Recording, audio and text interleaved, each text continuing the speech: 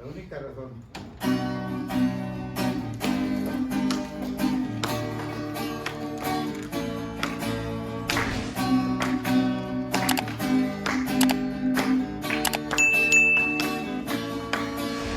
La única razón de mi adoración, vamos, eres tú, mi Jesús. Así es.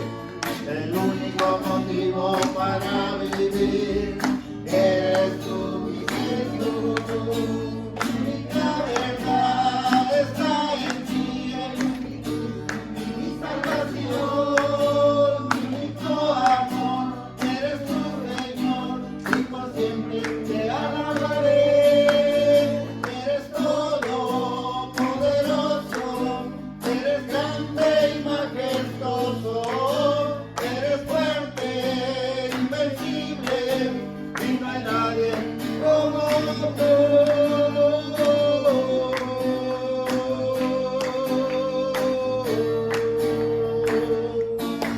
Otra vez.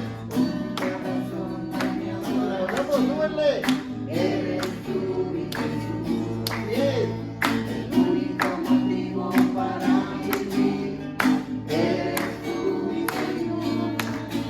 Mi única verdad está en ti, eres mi luz y mi salvación. Mi único amor, eres tú, Señor, y por siempre te alabaré. Eres todopoderoso, eres grande y majestuoso, eres fuerte, invencible, y no hay nadie como tú. Eres todopoderoso, eres grande y majestuoso, eres fuerte, invencible, y no hay nadie como tú.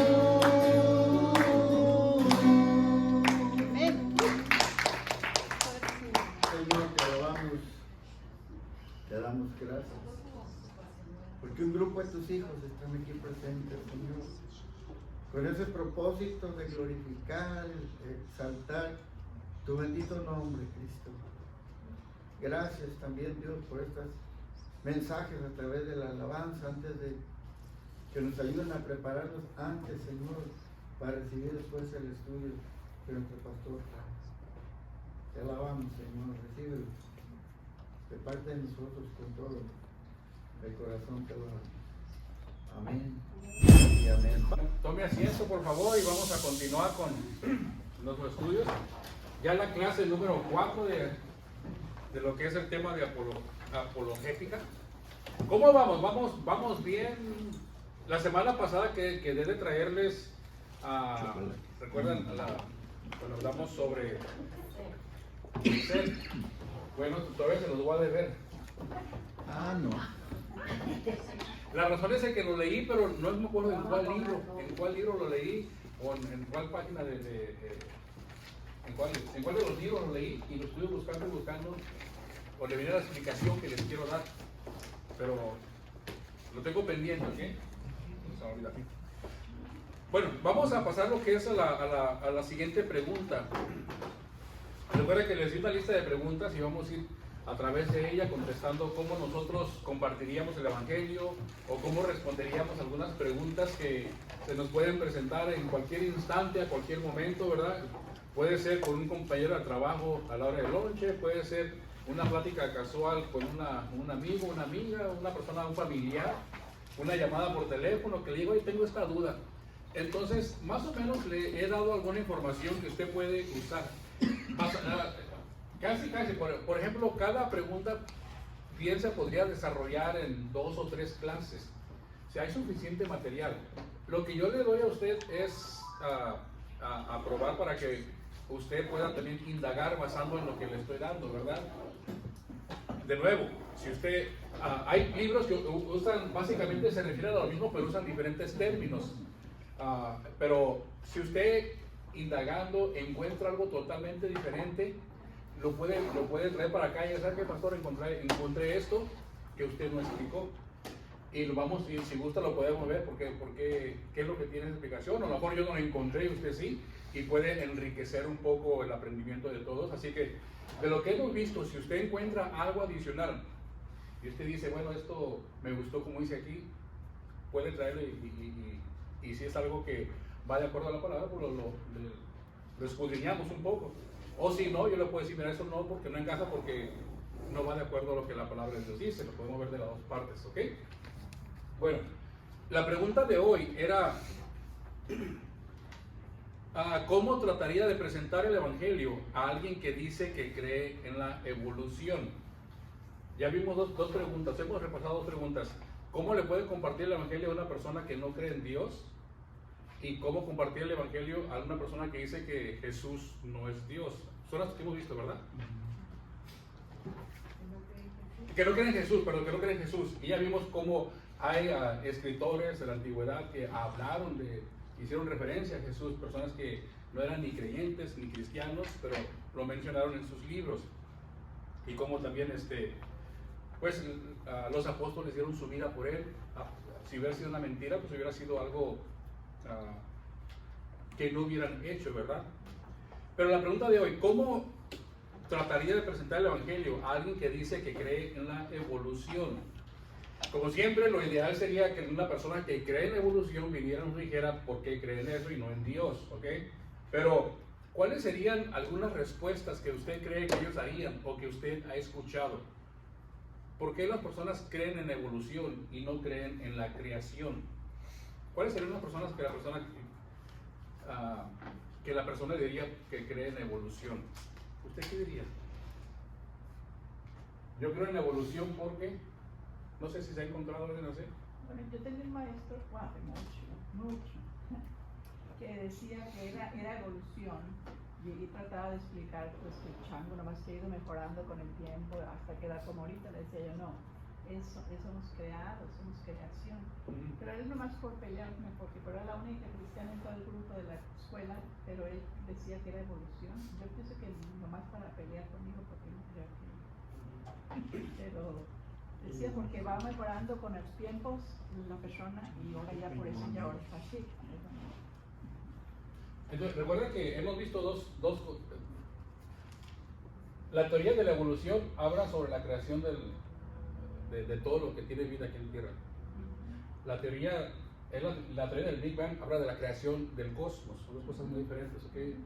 Una es evolución y la otra es la teoría del cosmos, que creen que el Big Bang y la gran explosión. Pero, ¿quién trajo en sí la teoría de la evolución? Darwin. 1859. En 1859, este hombre, Charles Robert, publicó su libro El origen de la especie.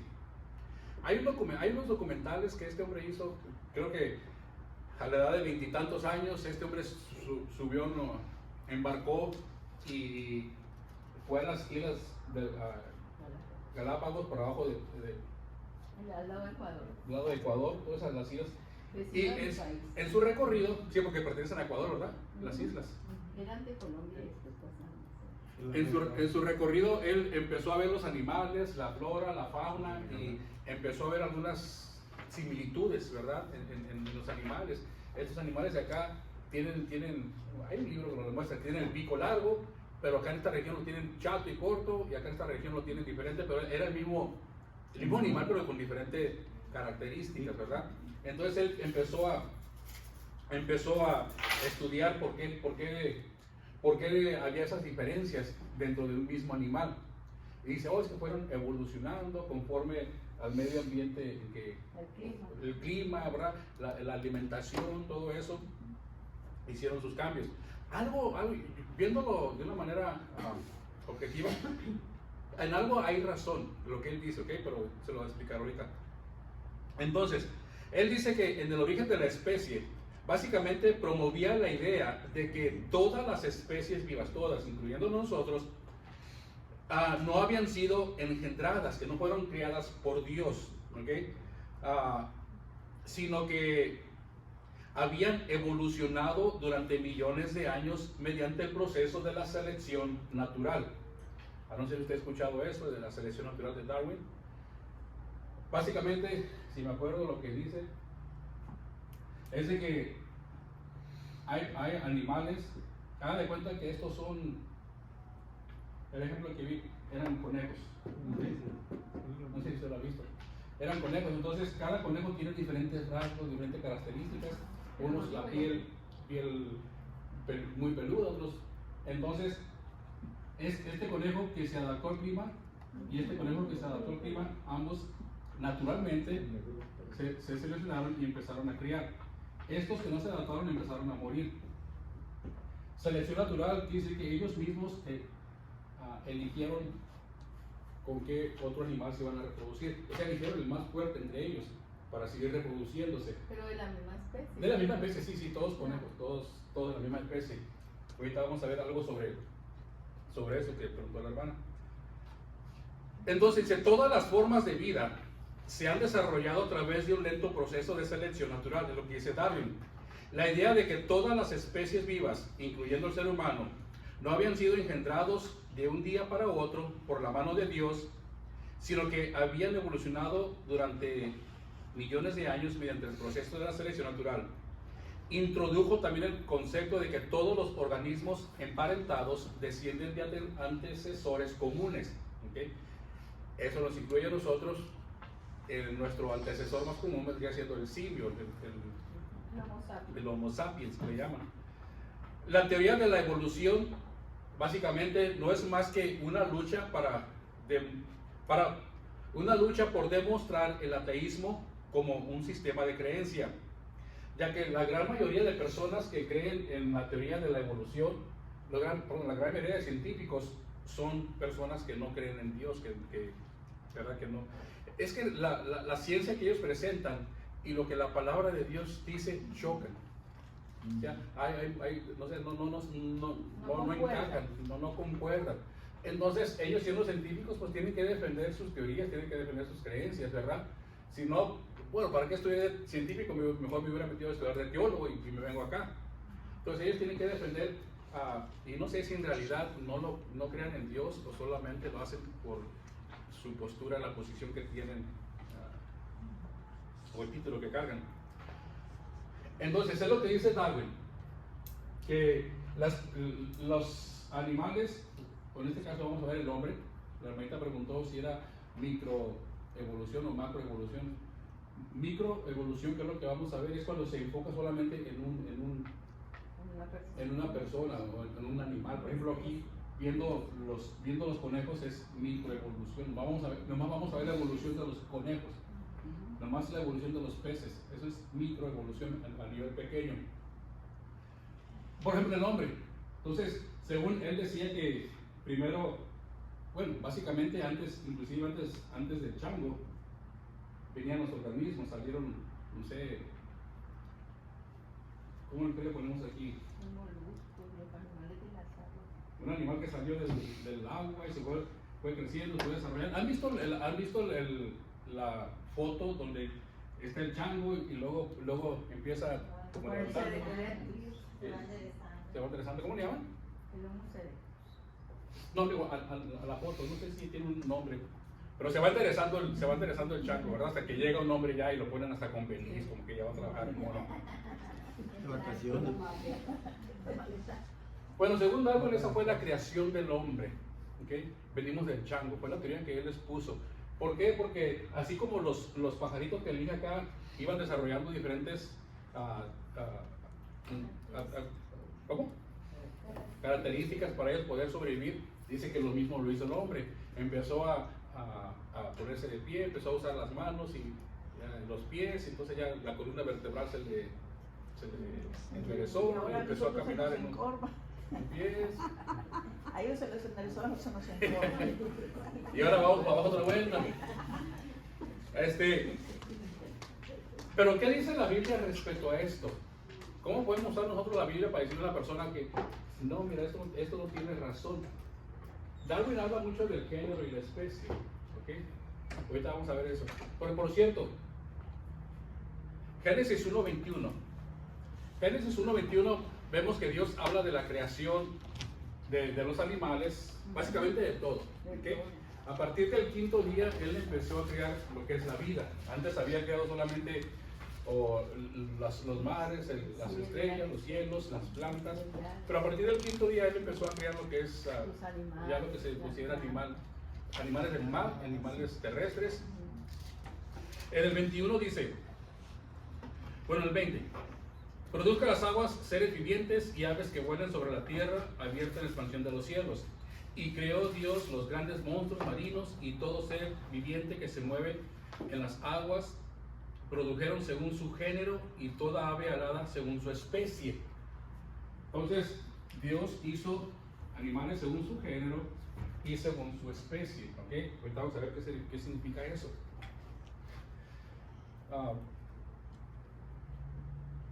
Vamos a ver también el 24, ¿qué hizo el 24? Y luego dijo Dios, produzca la tierra seres vivientes según su género. Ahora son las bestias y serpientes y animales de la tierra según su especie, y fue así.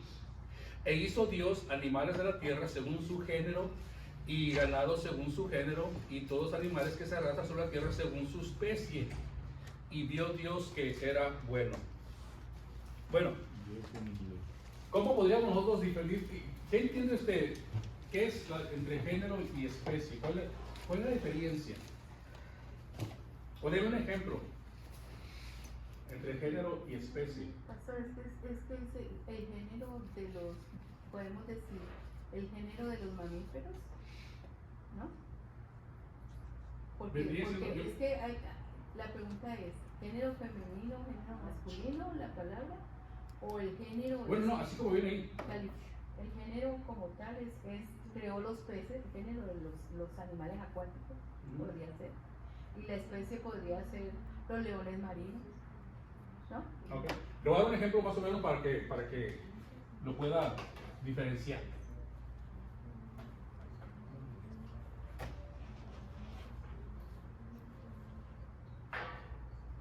Si yo pongo aquí género, el género es la transportación.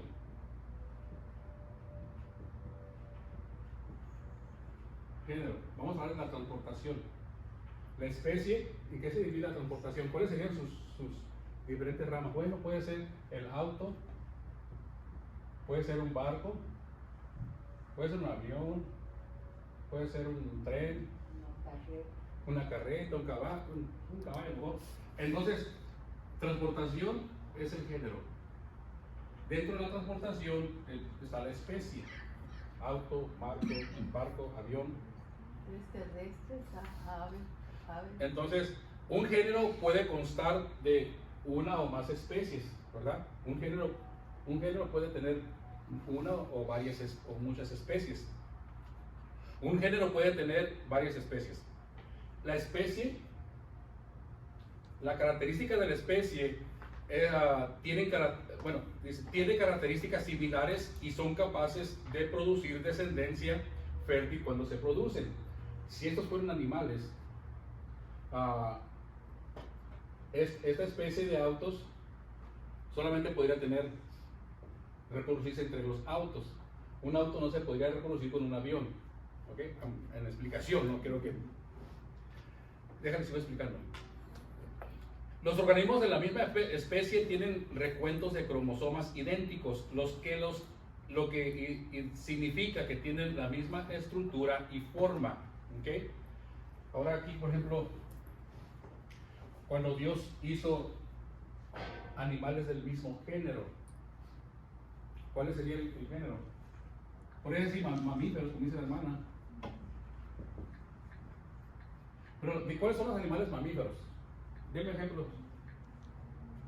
Las ballenas. ¿Qué El otro? hombre. Las vacas. Son los animales que nacen de las madres, que son amamantados por su madre. Los ratones, perros. Entonces, dentro del género mamífero, vemos que hay muchas especies, ¿verdad? Pero lo que la palabra de Dios nos dice es de que solamente las ballenas se pueden reproducir con las ballenas. Una ballena no se puede reproducir con un delfín, no se puede reproducir con una orca. O sea, solamente se pueden reproducir entre ellos. La misma especie. El gato con la gata y... Entonces, una especie, por ejemplo, también tiene diferentes razas. Por ejemplo, hay ballenas jorobadas, la ballena azul, pero siguen siendo ballenas. No pasan a otra especie, sino que se mantienen. Los perros, que son mamíferos también, puede ser un perro cazador, un perro labrador, un perro chihuahua, pero esa ya viene siendo como raza. Pero se mantienen dentro de la misma especie y bajo el mismo género. ¿Okay? Pastor, yo tengo aquí una definición de ese concepto. ¿De cuál? ¿Se lo leo? A ver. Sobre el género. La clase o especie es el conjunto de individuos que tienen las mismas características esenciales. El género es el conjunto de especies que tienen las mismas características esenciales, por lo que el género es un concepto con mayor extensión que la especie o clase. Árbol es el género y pino es la especie. Sí. Pueblo, género. Reptiles, están los reptiles. Los reptiles que no los son- reptiles que no son mamíferos. que no son dentro de esos están ¿qué? Los Los anfibios. anfibios, están los anfibios, están las culebras, están los lagartijos. Entonces, Génesis 1:27. Cuando Dios, hemos visto que cuando habló de los animales, habló de género y especie, ¿correcto? Lo acabamos de leer. Cuando creó al hombre, fíjense qué hizo, qué dijo, Génesis 1:27, ¿qué dice? Creó Dios al hombre a qué? A imagen de Dios, y los creó varón y hembra entonces Dios no nos creó bajo este concepto. Él nos hizo únicos a nosotros. Recuerden que todo esto Dios lo creó hablando, creo que se lo mencioné la semana pasada. Cuando dice voy a hacer al hombre, voy a hacer algo especial, al hombre y a la mujer. ¿Cómo lo hizo? Con sus manos. ¿Okay? Entonces a nosotros nos hizo a su semejanza, a semejanza de Dios. Él no dijo voy a hacer el género humano o voy a hacer voy a crear al hombre según su especie y según su género y según su especie. Somos únicos, ¿ok? Por eso es que miren cómo son las cosas. Dios, cada animal fue creado para reproducirse entre ellos mismos. ¿Okay? Las ballenas no andan buscando reproducirse con delfines. Las vacas no andan buscando reproducirse con chivas, Con los con los burros. caballos, ¿verdad? Entonces, ellos, por naturaleza, Son de la misma especie. la misma especie. Ahora imagínense cuando los hombres, ¿ahora qué cómo le llaman?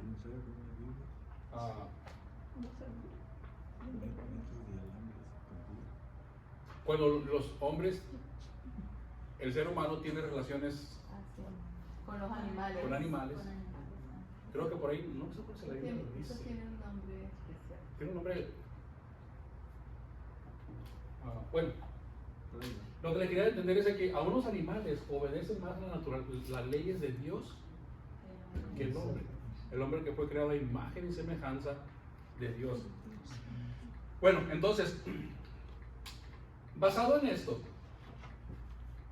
a mí cuando yo iba a la escuela, a mí me enseñaron que el ser humano pertenece. ¿Cuántos reinos hay? Pues 3 reinos: Vegetal. animal y mineral. ¿A cuál reino? Mineral. ¿A cuál reino dice la ciencia que pertenecemos nosotros? Animal. ¿Por qué pertenece? ¿Por qué dice la ciencia que pertenecemos al reino animal? Cuando hemos sido criados diferentes a ellos. ¿Okay? Entonces, es imposible. No sé, ya es cuestión de científico y todas esas de. Es más, ni en ADN compartimos con ellos. Nada en absoluto. O sea, no hay nada. Al menos como dije la semana pasada, el único animal que más se asemeja en cuestión de algunos organismos es el puerquito, ¿verdad? El porky pig, pero de ahí fuera, nada. Ya que traigan botas de cocodrilo, todo eso ya es aparte, ¿verdad? Entonces, la ciencia dice que el hombre pertenece al reino animal, pero la palabra de Dios dice que nosotros pertenecemos a quién. ¿A cuál reino? Al reino de Dios, un reino totalmente diferente a lo que la ciencia enseña, ¿okay? A lo que la ciencia nos da. Entonces, es imposible que el hombre pertenezca al reino animal, no somos iguales en nada y fuimos creados totalmente diferentes. Cuando Dios creó esta parte, que dice Darwin que venimos de ellos, cuando Dios creó, Dios habló, ¿okay? Y empezaron a salir, los creó por género y especie. Es imposible que nosotros vengamos de esta rama de aquí, que de repente el mamífero chango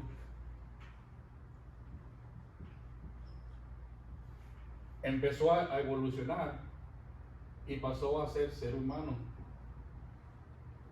Una persona con conocimiento, con intelectual, con entendimiento, con lenguaje.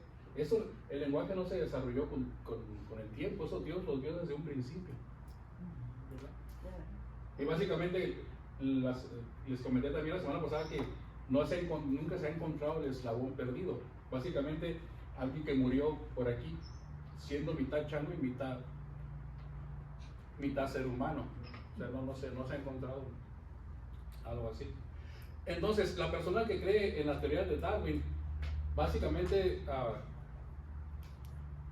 no han entendido esto, ¿verdad? De que nosotros fuimos creados totalmente diferente a ellos. Usted le puede explicar, mira, cuando Dios creó los animales, hizo esto. Cuando creó la naturaleza, la habló. Pero nosotros nos formó del lodo de la tierra. Inclusive cuando Noé subió al arca, Dios escogió parejas. ¿Qué escogió Noé? Parejas de animales. A ver, vamos a ver. Génesis, ¿cuál?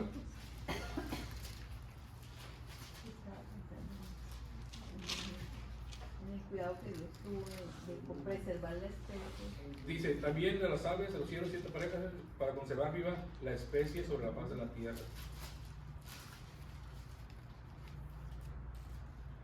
Está en 7.3, perdón. Génesis 7.3.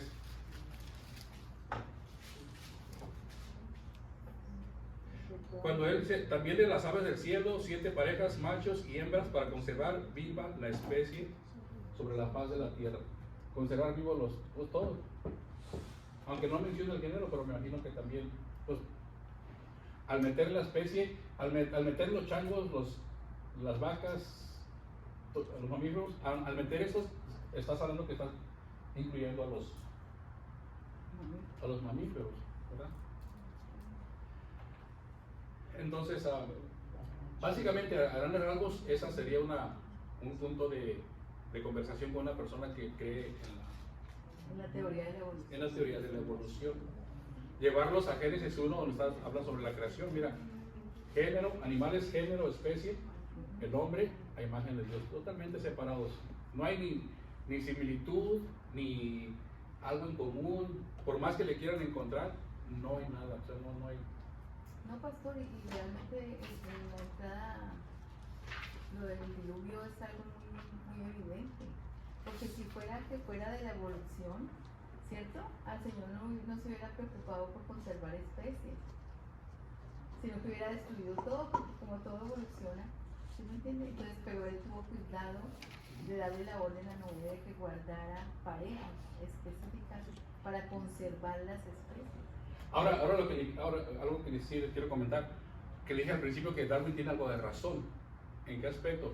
Bueno, sabemos de que, por ejemplo, los perros, ahora hay cientos de razas de perros.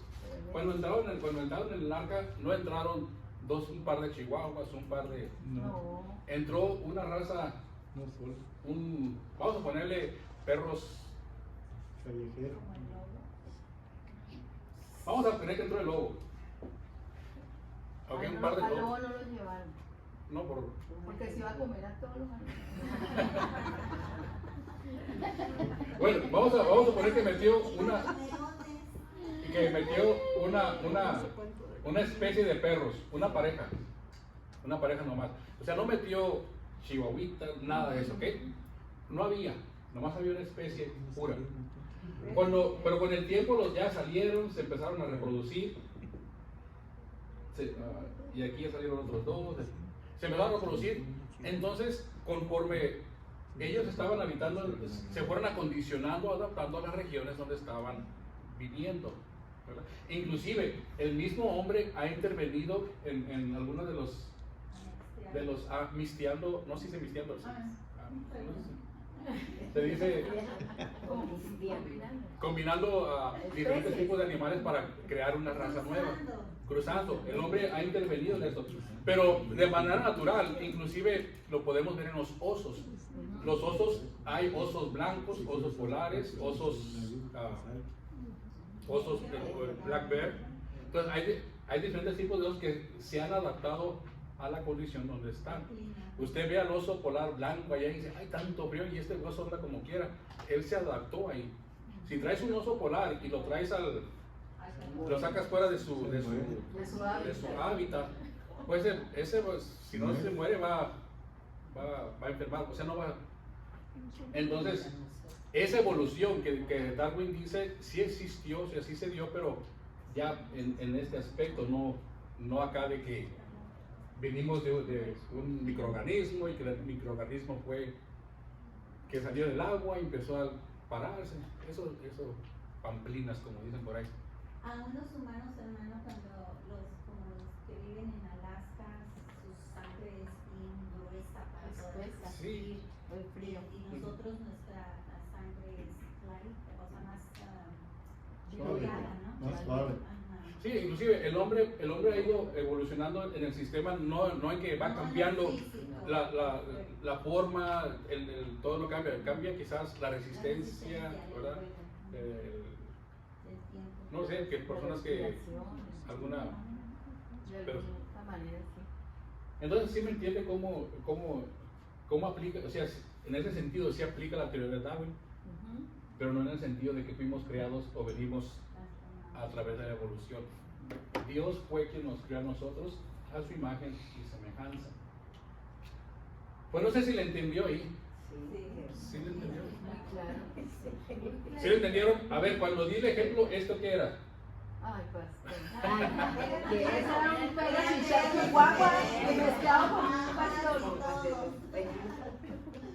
Un chihuahua mezclado con un pastor. Sí, un pastor. Pero no un pastor evangélico. Un pastor alemán.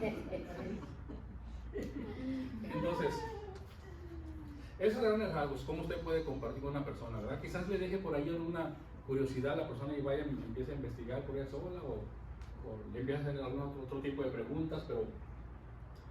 Dice el comentarista que traigo yo, bueno, yo traigo la Biblia apologética y vienen varios temas diferentes, yo creo que a lo mejor usted los tratará más adelante, pero dice que uno de los errores que nosotros como cristianos que cometemos es que con frecuencia al debatir sobre la evolución es considerar demasiados temas a la vez en lugar de comenzar con el problema más importante y resolverlo eso primero.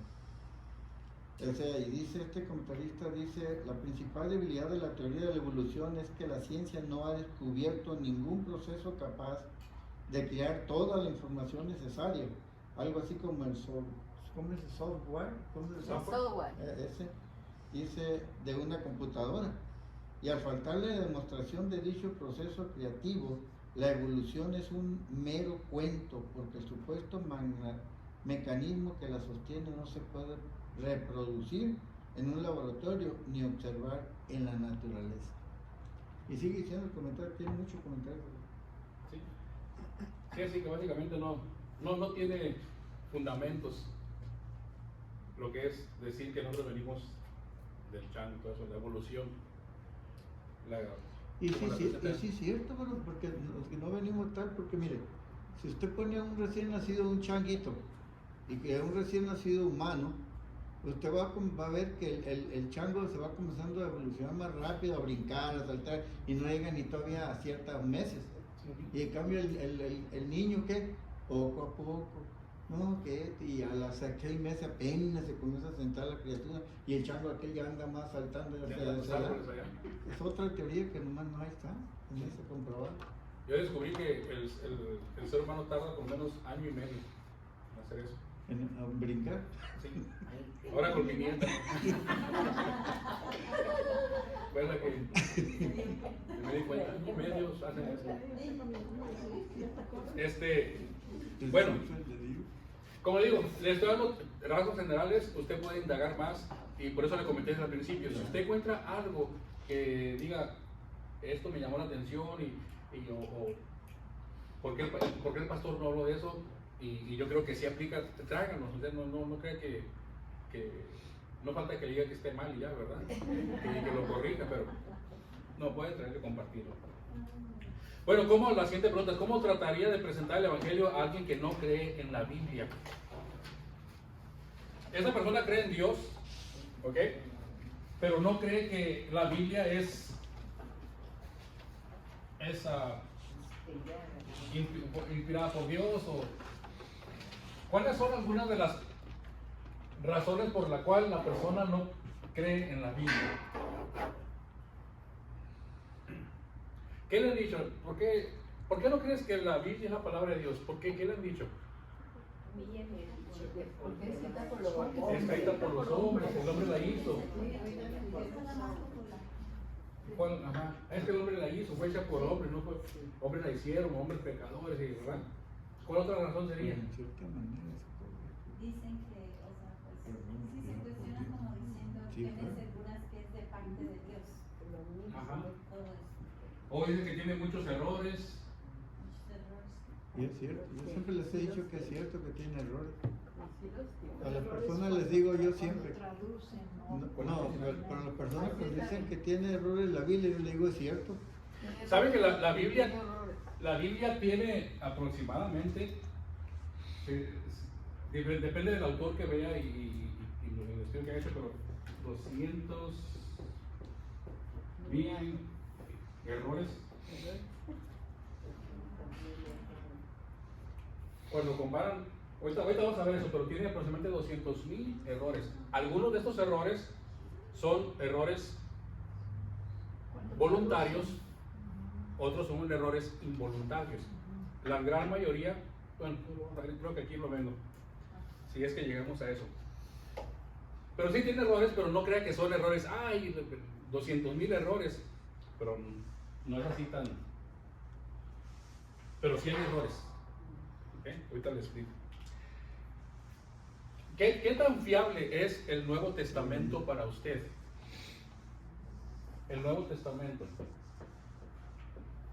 ¿Qué tan fiable es para usted el Nuevo Testamento? ¿Qué le diría usted a una persona para explicarle que el Nuevo Testamento, tal y como lo tenemos aquí, esos 27 libros, son fiables, fueron inspirados por Dios? ¿Qué le diría a usted? Para mí una de las explicaciones más claras de que el Nuevo Testamento es inspirado por Dios es porque en el Nuevo Testamento se está cumpliendo la profecía del Antiguo Testamento y muchos textos del Nuevo Testamento fueron dichos en el Antiguo Testamento y escritos y evidencias de los profetas y de todo lo que se habló. Bueno, en ese caso, el Nuevo Testamento está avalando el Antiguo Testamento. Pero ¿cómo podemos saber que el Nuevo Testamento... Esa es una buena para el Antiguo Testamento. ¿Por qué los escritos del Antiguo Testamento pues, son válidos? Bueno, porque Jesús habló en el Nuevo Testamento de ellos, los apóstoles también los hicieron referencia a ellos. Y en el Nuevo Testamento se están cumpliendo profecías del Antiguo. Se están cumpliendo profecías, ¿ok? Bueno, ¿cuántos libros tiene el Nuevo Testamento? 27. 27 libros. En 27 libros que consta del Nuevo Testamento están documentadas todas las enseñanzas y los acontecimientos que constituyen el fundamento del cristianismo. Aquí tenemos todas las enseñanzas que necesitamos nosotros para vivir una vida cristiana, una vida de acuerdo a la voluntad de Dios. Están escritos todos los fundamentos del cristianismo, todos los fundamentos.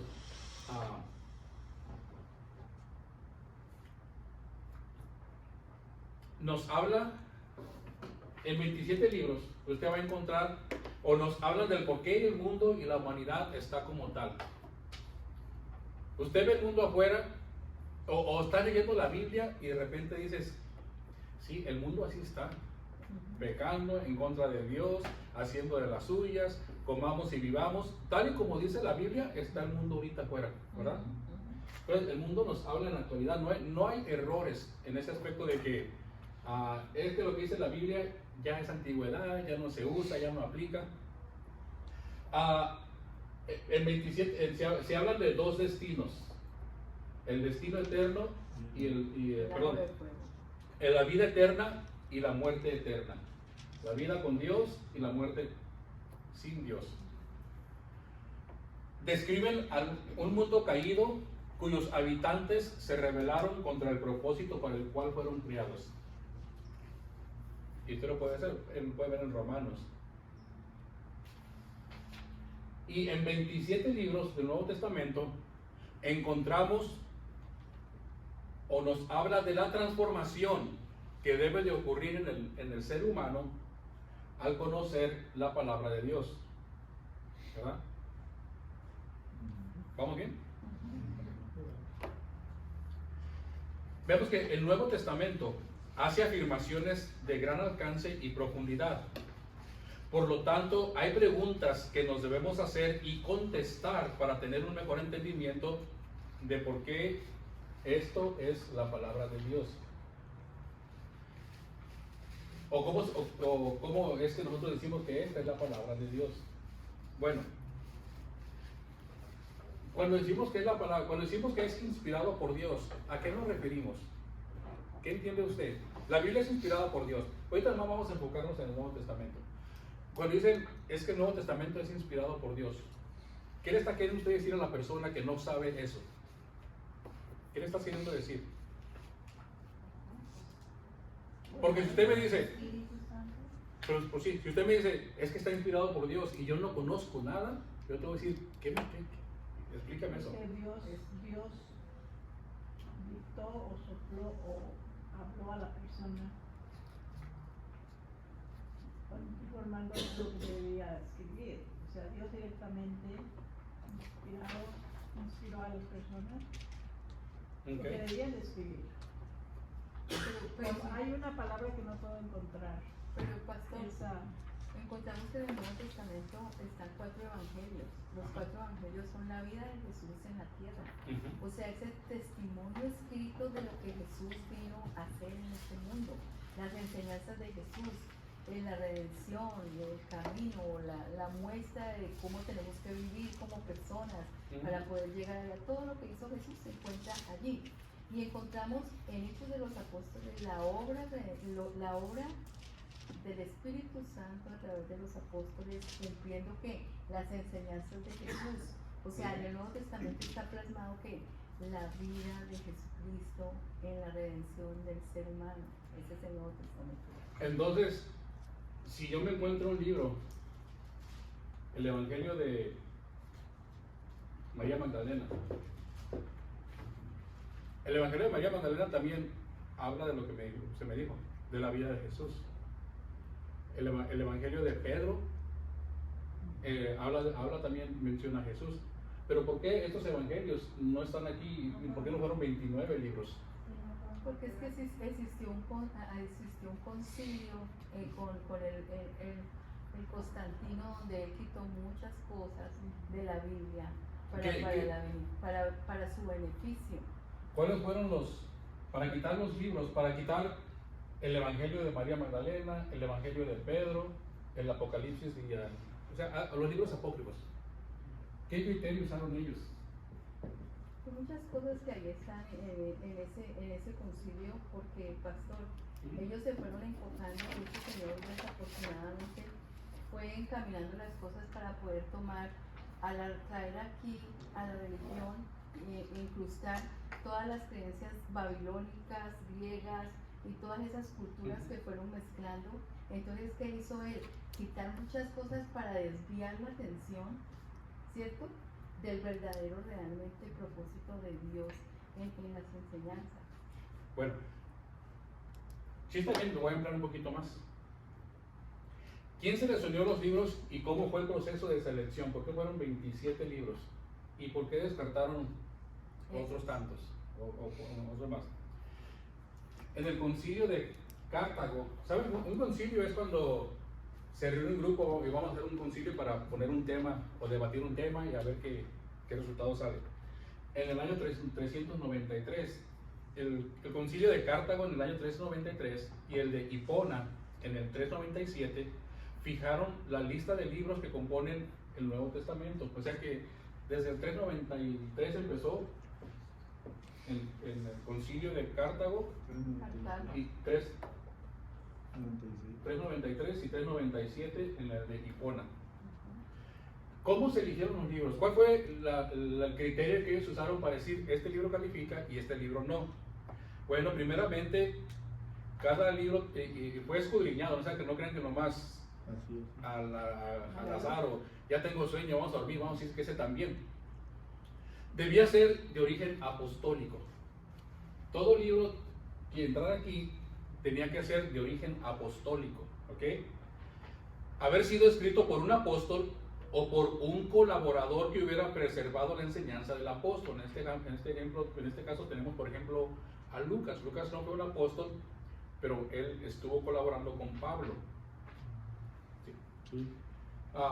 Las únicas excepciones que hay en esto es el libro, hay dos libros que no fueron escritos por apóstol, aún Hebreos, ¿verdad? Está entre Pablo y no sé ya. Pero está el libro de Santiago y el libro de Judas. En sí, ellos no fueron apóstoles tal y como lo fue Pedro, Juan, pero ¿por qué los incluyeron a ellos? ¿Ellos quiénes son? Pero es que Santiago es hermano de Jesús. Los dos eran hermanos de Jesús. Se hicieron apóstoles de Jesús una vez que Jesús, o seguidores de Jesús, o creyentes, después de la resurrección de Jesús. ¿Okay? Entonces, por la enseñanza, entonces el primer criterio, tienen que ser de origen apostólico o estar en relación estrecha con los apóstoles. ¿Okay? Inclusive la palabra de Dios dice, de hecho, que Santiago era uno de los pilares, ¿okay?, de la iglesia, junto con Pedro y junto con ¿quién más? Juan, ¿no? Con Juan. Entonces, todos los que no eran escritos por apóstoles fueron rechazados. Pero aún queda el evangelio de Pedro. Pedro era un apóstol, ¿por qué no lo metieron? ¿Verdad? Si esa era bueno, pero hay más criterios. Los libros debían haber sido redactados durante la época apostólica. O sea que tuvieron que ser escritos durante la vida de los apóstoles. ¿Quién fue el último apóstol que murió? Juan. El apóstol Juan. ¿En qué año murió el apóstol Juan? Más o menos 90 y algo. 90 y tantos. Quiere decir que los libros tenían que haber sido escritos, vamos a poner, cuando murió Jesús en el 33. Antes del 100, antes del año 100. Bueno, decía antes del año 100, antes de la muerte de Juan, para atrás. Muchos de los libros, el Evangelio de María, el Evangelio de Pedro, fueron escritos ya a mediados del segundo siglo, pasado, ya tiempo después. ¿Ok? Entonces, aunque diga el Evangelio de Pedro, es imposible que él lo haya escrito, porque Pedro ya estaba muerto. Si decimos que Juan fue el último en morir y murió en el año 90, entonces ¿cómo es que hay un Evangelio de Pedro en el año 175? ¿De dónde salió? Entonces, ¿sí me explico? ¿Sí me entendieron? Pero dentro de los rollos del mal muerto están pastor. Sí, por la antigüedad, no precisamente por la veracidad de que fueron escritos, eran escritos antiguos en general. Entonces, tenían que haber sido redactados en una época apostólica. Todo aquel libro que no entraba dentro de estos años, del 90, vamos a poner del 50 al 90, que no fueron escritos en ese periodo, fueron rechazados. Deberían contar con la aprobación de la mayoría de las iglesias y ser usados regularmente durante los servicios religiosos. O sea que antes de que fueran considerados dentro del canon, la iglesia tenía que haberlos estado usando con frecuencia dentro de los cultos. Y el libro de los 4 evangelios, eran ya conocidos públicamente dentro de la iglesia. O sea, ya los estaban usando.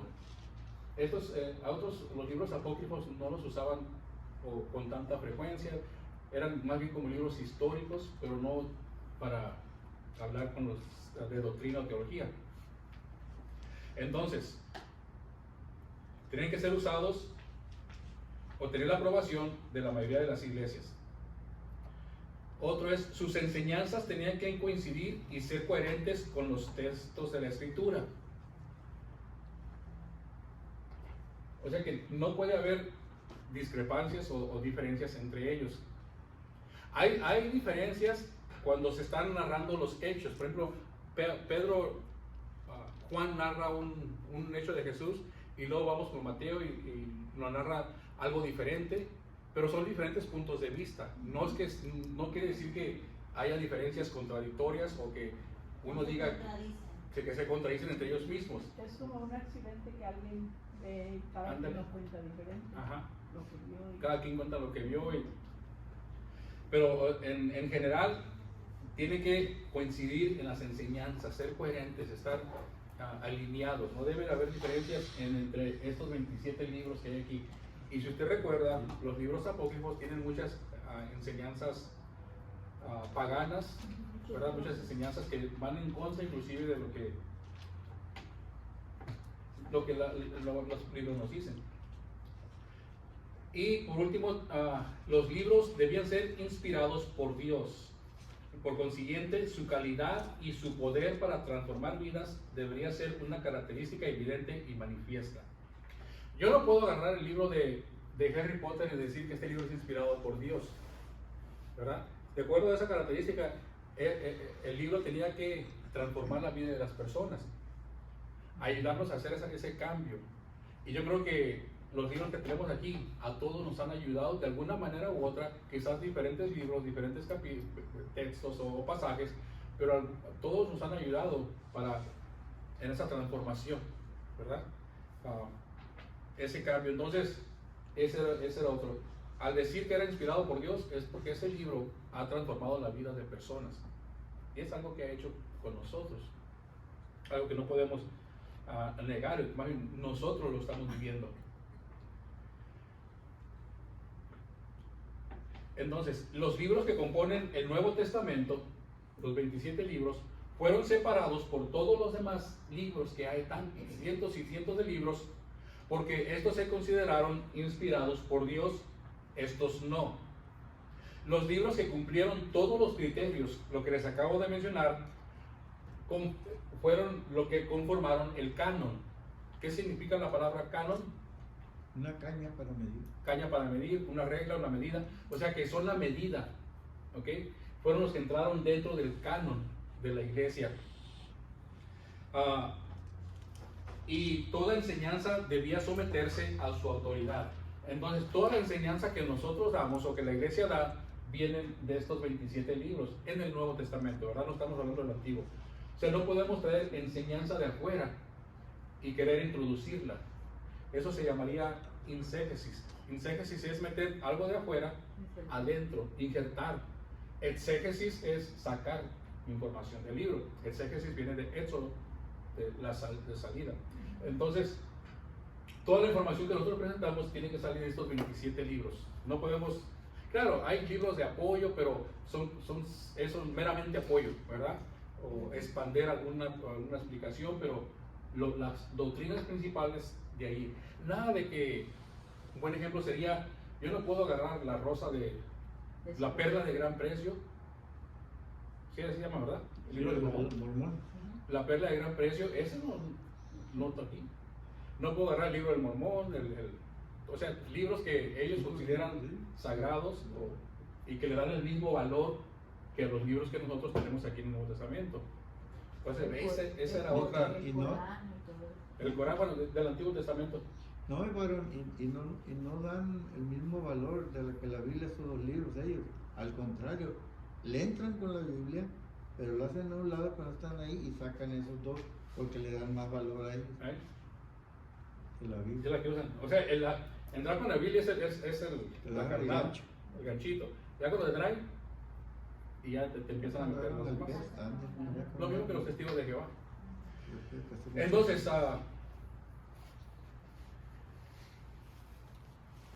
vemos que Anastasio era obispo de Alejandría. ¿Recuerda cuando vimos lo de la Biblia? Que estaba Grecia, estaba acá un concilio y hasta acá estaban los judíos. Estos tenían unos libros y Grecia acá tenían otros. Bueno, la biblioteca alejandrina. Alejandría que fue quemada. Sí. Anastasio fue el primero que elaboró la lista de los 27 libros, ¿ok?, que tenemos. Fue el primero que usó la palabra canon en la iglesia en el año 353. Entonces, en el año 353, la palabra canon se usó para identificar estos libros del Nuevo Testamento.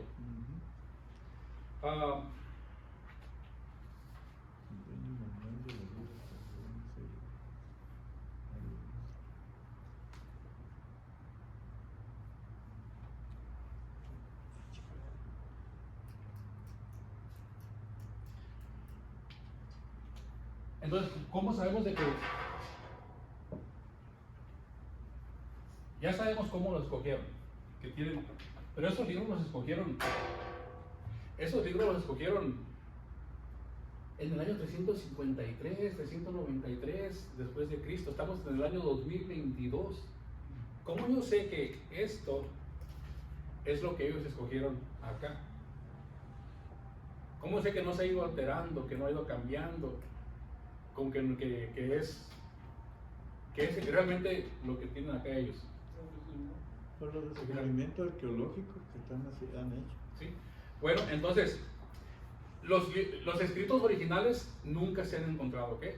Se han encontrado copias, inclusive los copias los que se encontraron en el Mar Muerto fueron copias, son las copias más antiguas que hay, pero no son los originales. Los originales, o sea, nunca no se han aparecido. Entonces, ¿cómo yo puedo hacer? Ellos estudiaron los libros. Vamos a poner el Evangelio de Mateo. Estos hombres, los que les mencioné, lo estudiaron, lo vieron, y dijeron: este libro sí fue escrito por un apóstol, está dentro del periodo de los años del periodo apostólico, es inspirado por Dios, y ellos dijeron: pertenece al canon, el Evangelio de Mateo. Pero ¿cómo yo sé que el Evangelio de Mateo que tengo aquí es igual? Bueno, recordamos que la imprenta, ¿quién inventó la imprenta? Gutenberg. ¿En qué año? 1400. ¿En qué mes? ¿Qué día? En el año 1400, de acuerdo aquí, fue cuando 1450 fue cuando más o menos Gutenberg sacó la imprenta. Ya cuando sacó la imprenta, pues ya metían una hoja y todo salía idéntico, no había tal punto y coma, la ponían aquí y salía acá. Quiere decir que si Gutenberg inventó la imprenta en el año 1450, quiere decir que 1400, vamos a ponerle 49 años, todo fue escrito ¿cómo? Manualmente. A mano. Pero la imprenta también era manual. Sí, ponían las letras, pero ya era más sofisticado. Era con unos stencils, escritas a mano. Pero ya salían, hacías una buena copia y te salían cientos y cientos. O sea, 1449, por 1449 años.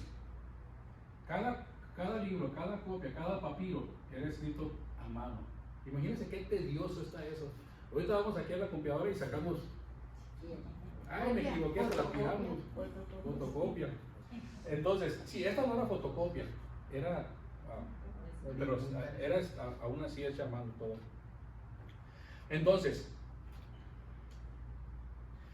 ¿cómo podemos mostrar que son los originales? Bueno, cuando estaban haciendo esto, hacían lo que le llaman la crítica textual.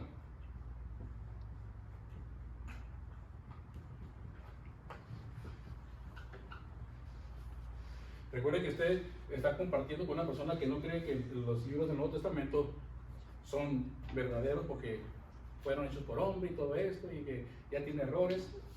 Bueno, ¿usted le puede explicar más o menos qué consideraciones tuvieron para elegirlos, verdad? Y una vez que los eligieron, ¿cómo sabemos de que nosotros tenemos lo que ellos eligieron? Bueno, todo este tiempo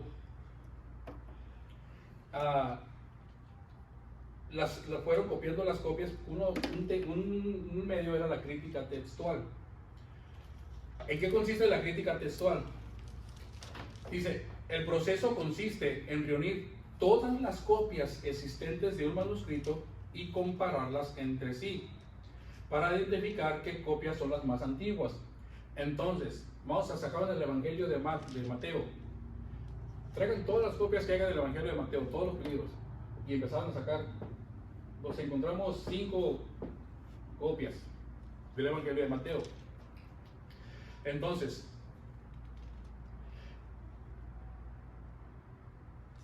de estas 5 copias, una es la más antigua de todas. Recuerda que se copiaba una por una, no era de que las 5 salían al mismo tiempo. Entonces vamos a poner que esta se escribió en el 17, esta en el 18, esta en el 22, esta en el 14 y esta en el 25. Entonces ponían todas las copias del Evangelio de Mateo y cuidadosamente, no crean que así nomás de repasadita. ¿Qué es lo que hacían? Cuando ellos encontraban una diferencia, por ejemplo, aquí encontraban en lo del 22. Aquí encontraban una diferencia en alguna palabra. Entonces,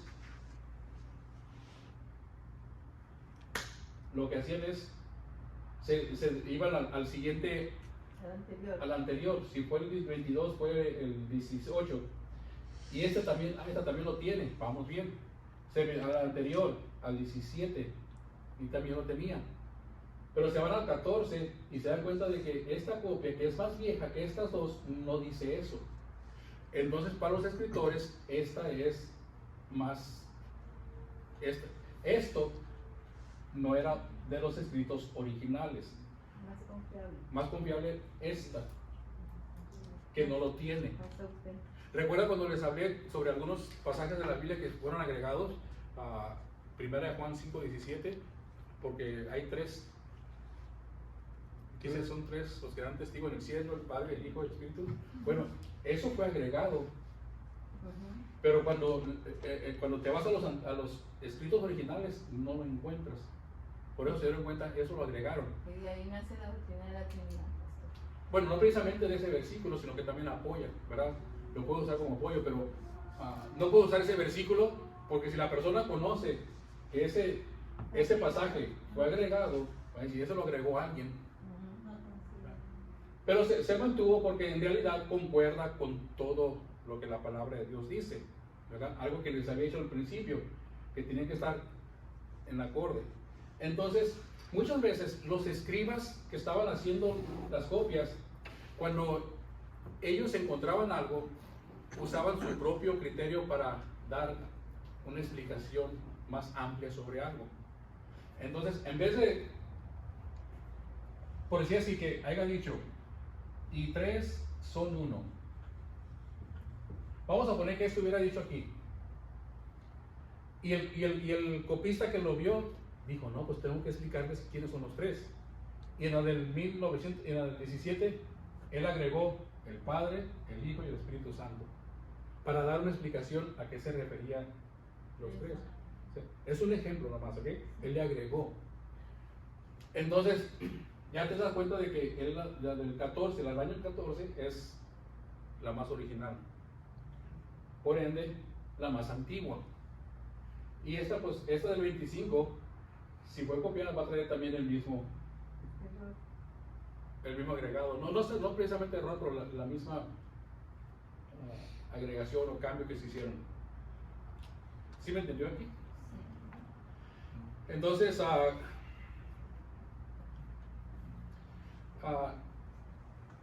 también se les atribuye más importancia a las versiones breves que a las más extensas. Por ejemplo, si aquí viene una explicación y la explicación viene Y el joven vino y fue y le gritó a Jesús y le jaló el manto y le dijo: Jesús, ¿qué tengo que hacer para heredar la vida? O sea, le agregan paja. Y en el 17 viene la misma historia, pero más sintetizada. Y el hombre fue con Jesús y le dijo: Jesús, ¿cómo heredar la vida eterna? Para los escritores, esta es la buena, la original.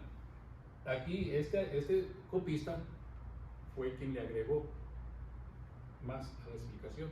Y ocurre en algunos pasajes de la Biblia que nosotros tenemos el día de hoy. Sí ocurre eso. Se han agregado. O se han eliminado, como en la nueva versión internacional que han eliminado. Bueno, eso ya no entra aquí. Eso ya es cuestión de la editorial o no de la editorial, pero la traducción que le hicieron.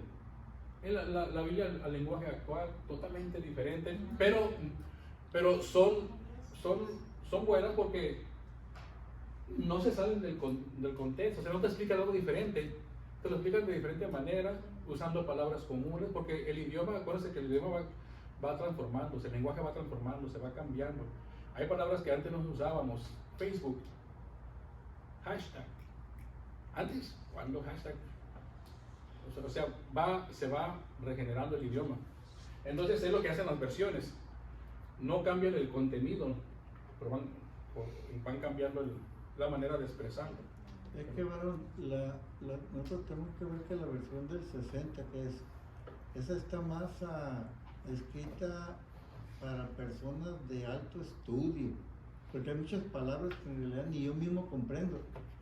Es que son más al original. Sí, y las otras que están saliendo hoy en día están parafraseadas, las cuales usted entiende mucho mejor, pero sin quitarle, como dice, el sentido del original. Sí, las diferentes Biblias es simplemente a preferencia de uno, es a su preferencia. ¿Cuál es la mejor? La que puedas tú entender y la que captes lo que estás leyendo. Esa es la mejor Biblia que puedas tener. De nada sirve que tengas una Reina Valera y no le entiendas nada, que vosotros, si habéis ido y agarras una Biblia, una nueva versión internacional o lenguaje actual y le entiendes, entonces para ti particularmente esta es la mejor Biblia, ¿verdad? Ahora, de que sí, en ese aspecto. Es por eso cuando uno estudia un tema recomiendan leer varias versiones. Exacto. Sí. Para poder Exacto. entender Para mejor, comprender. porque Yo eso también lo es lo recomiendo mismo, pero eso. lo explican más claro para una persona. Sí, se le van agregando, ¿ok? Pero esos cambios no tienen que ver nada con esto. Eso no tiene que ver nada con eso. Esos cambios que hicieron ya últimamente en el 2020, cuando salieron esas versiones de la Biblia. Bueno, nomás quiero terminar para dejarle aquí. Dice, entonces, ¿por qué hacían estos cambios? ¿Por qué le agregaban? Dice, esto se debe a que los escribas, ¿se acuerdan que los escribas son los que, lo vemos en la Biblia, que encargados de hacer las copias, eran más propenso a agregar textos para hacer aclaraciones o comentarios que eliminarlos? Entonces, si el escriba no entendía muy bien lo que él dijo en 3 líneas, pues, si yo no lo entiendo, a lo mejor la gente no lo va a entender y le voy a agregar un poquito más, sin salirse del contexto, y probablemente es algo que él sabe que sí ocurrió, pero no lo puso, ¿verdad?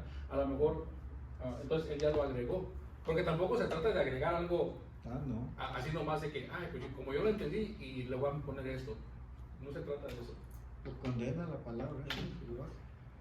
Entonces, creo que ya me pasé, son las 8:11, pero le vamos a dejar aquí. La otra semana vamos a continuar con cómo copiaban los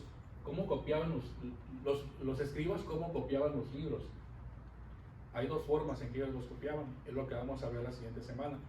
La siguiente semana vamos a terminar lo del Nuevo Testamento y vamos con la pregunta que les hice: ¿por qué el Nuevo Testamento cómo podemos hablar de una persona de que el Nuevo Testamento es inspirado por la palabra de Dios?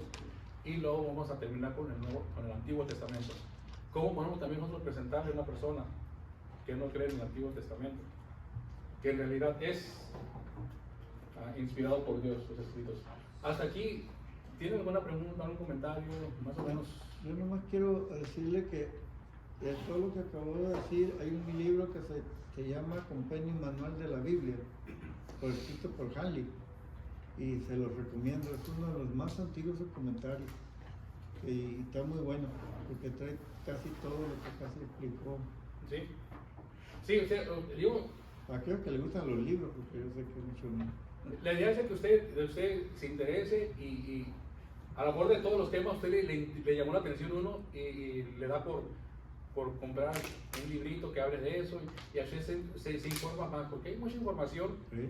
que le puede ayudar a usted a formar una respuesta, ¿verdad? Más amplia, todo eso, pero estoy dando lo básico.